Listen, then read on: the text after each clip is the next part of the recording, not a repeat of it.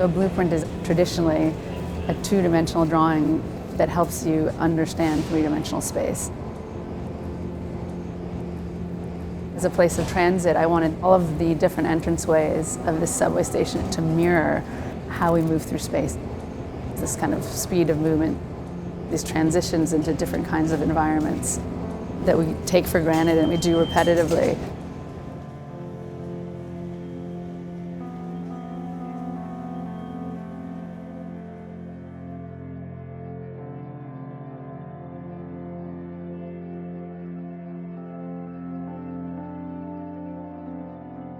It's really an incredible thing to see an actual new subway station come from a core driller to realization.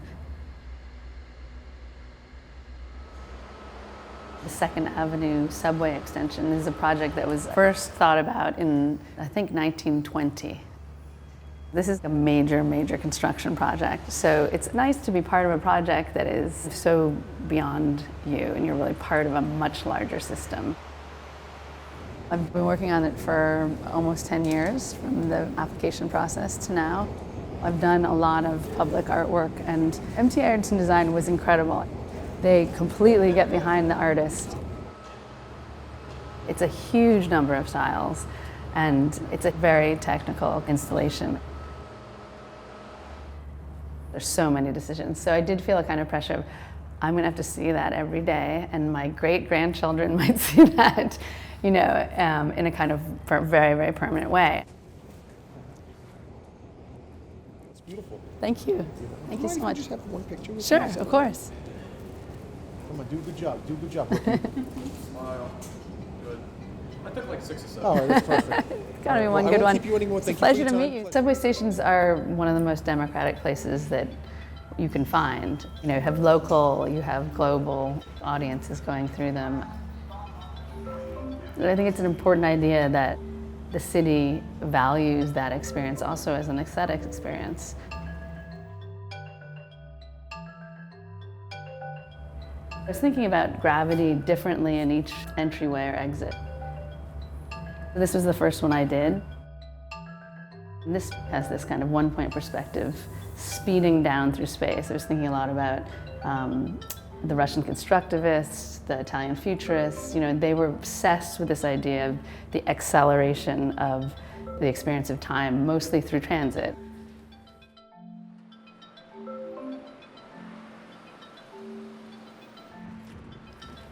For this entryway, you're literally diving down through the surface of the pavement in the city, but to play around with it more in terms of diving down through a surface, almost like when you dive into water. I photograph the environment, and this is sort of the beginning of Hudson Yards.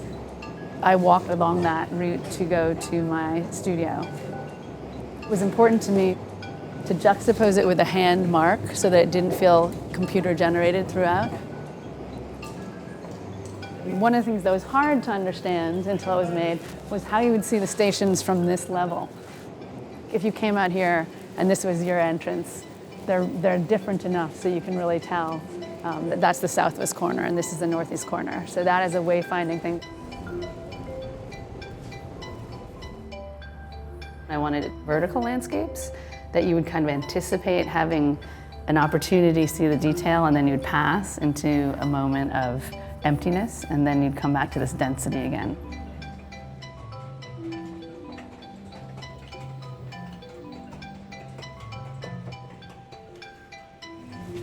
So this is the mezzanine, and it was really interesting because actually the mezzanine was added on over the years.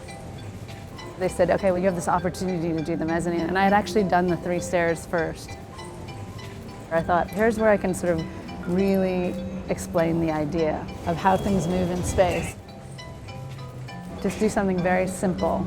One gesture, a piece of paper, and then have it mirror sort of the way air moves, like the gust of wind when a train comes.